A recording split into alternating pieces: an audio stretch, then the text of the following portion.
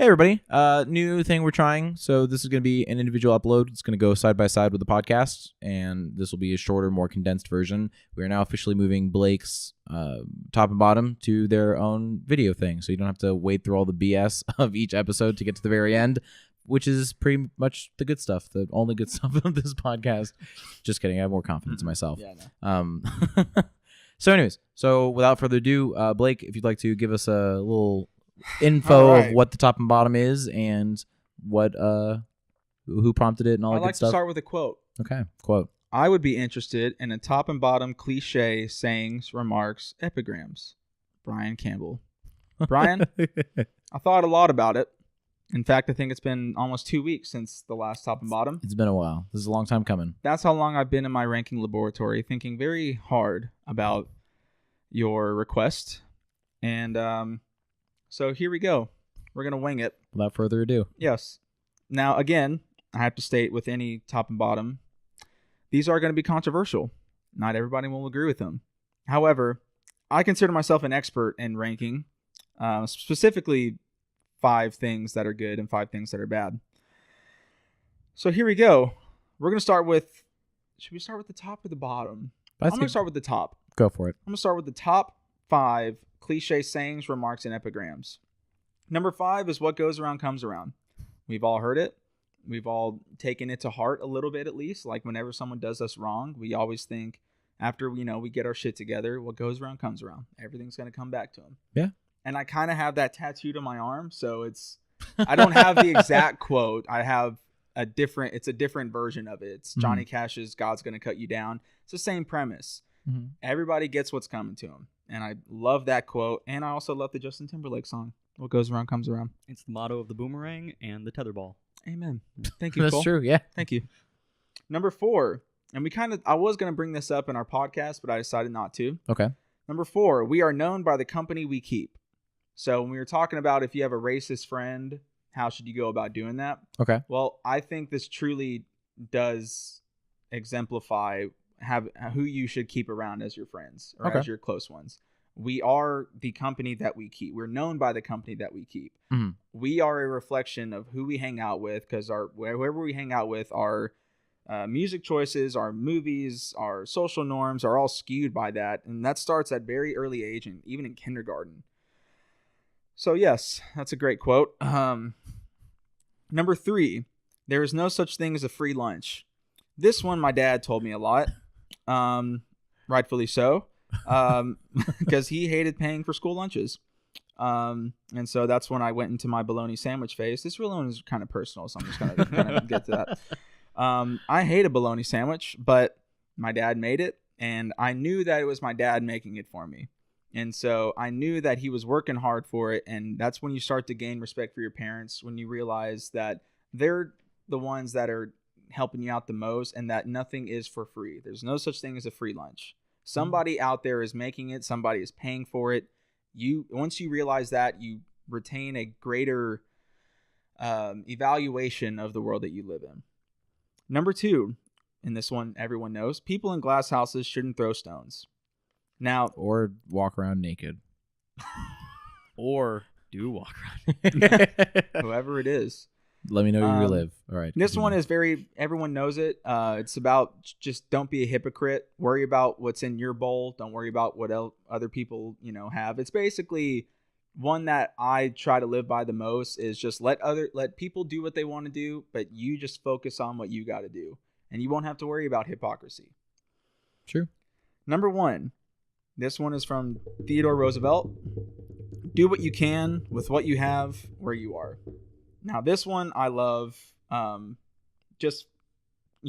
Theodore Roosevelt saying it aside, it's really a quote that allows a person to develop into their own individual person, looking at what they have and where they are, and not looking for somebody else to help them out. Not looking at somebody else saying, why don't I have this? Why don't I have that? Why do they have it? Look at what you have and do the most with what you have. Nobody is born with the same deck of cards, but we all have to play poker. Yeah. So do what you can, get the most chips that you can with the deck that you have. Okay. That's my top 5, Brian.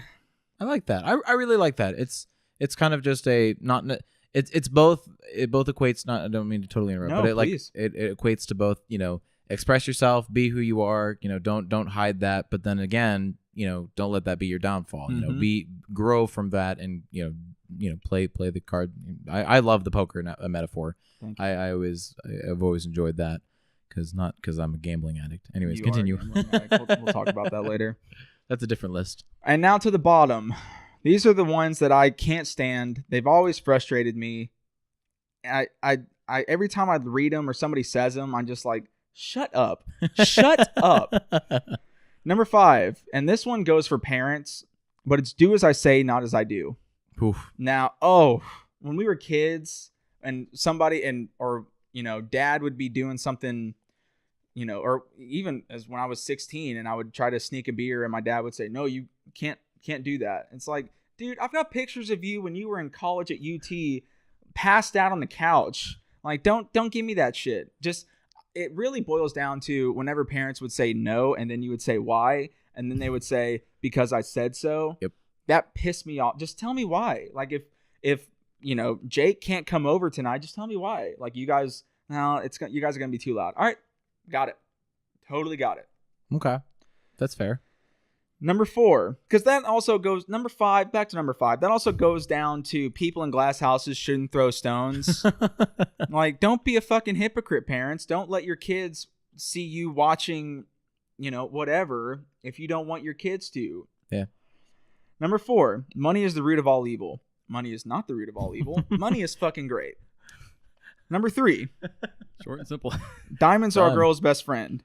How fucking materialistic is that? Diamonds aren't fucking cheap, dude. Like, they're fucking expensive. Why is that your best friend? Shouldn't I be your best friend? Why is it material things that make you happy? That's fucking rude and insensitive. Go ahead, Cole. Also, diamonds are an inflated industry. They are. They're Oh, not for actually sure. worth anything. Oh yeah, no, it's So. because we've definitely been crippling the amount of diamonds into America.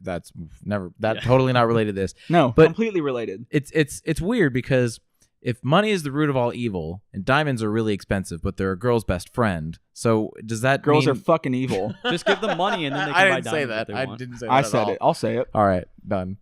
Number 2, easy as pie. Shitty fuck. Like, pie is not easy. True. Number 1, you're perfect just the way you are. What a fucking worthless piece of advice that anybody can ever give anybody. I harken back to the Louis C.K. thing where he's sitting around and he's hearing these 2 girls. One of them is talking about the boyfriends, like he won't text me or whatever. And her girlfriend says, honey, he doesn't deserve you. You're perfect. What fucking shitty advice? Nobody is perfect. Why not be able to grow? Nobody is perfect just the way they are. That's a statement of fact. Right. That's just it's horrible advice. It'd be like somebody saying to me, Blake, you're perfect at guitar just the way you are.